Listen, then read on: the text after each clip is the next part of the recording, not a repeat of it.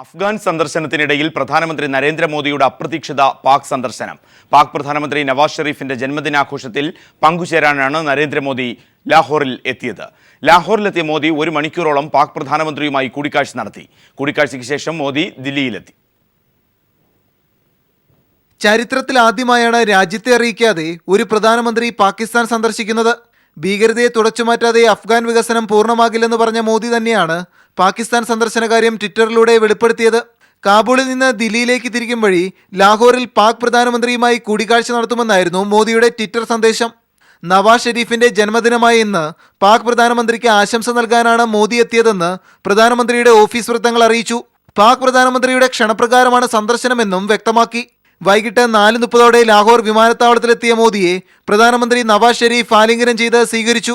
തുടർന്ന് ഹെലികോപ്റ്റർ മാർഗം റെയ്വിൻ പാലസിലെത്തി ഇരു പ്രധാനമന്ത്രിമാരും കൂടിക്കാഴ്ച നടത്തി. 1 മണിക്കൂറോളം ചർച്ച നീണ്ടു. ഇതൊരു ഉഭയകക്ഷി ചർച്ചയല്ലെന്നും തികച്ചും വ്യക്തിപരമായ സന്ദർശനമെന്നുമായിരുന്നു വിദേശകാര്യ വൃത്തങ്ങൾ അറിയിച്ചത്. എന്നാൽ ഇരു രാജ്യങ്ങൾക്കിടയിലെയും പ്രശ്നങ്ങൾ ചർച്ചയ്ക്ക് വിഷയമായെന്നാണ് സൂചന. ഇന്ത്യൻ സുരക്ഷാ ഉപദേഷ്ടാവ് അജിത് ഡോവൽ, വിദേശകാര്യ സെക്രട്ടറി എസ് ജയശങ്കർ, പാകിസ്ഥാനിലെ ഇന്ത്യൻ ഹൈക്കമ്മീഷണർ TCS രാഘവൻ എന്നിവരും ചർച്ചയിൽ പങ്കെടുത്തു. നയതന്ത്ര വിജയമെന്ന് കേന്ദ്ര സർക്കാർ അവകാശപ്പെടുമ്പോഴും പാക് പട്ടാള മേധാവികളെ പോലും ഉൾക്കൊള്ളിക്കാതെയുള്ള ഈ ചർച്ച എത്രമാത്രം ഗുണകരമാകുമെന്നത് കണ്ടറിയേണ്ടതാണ്.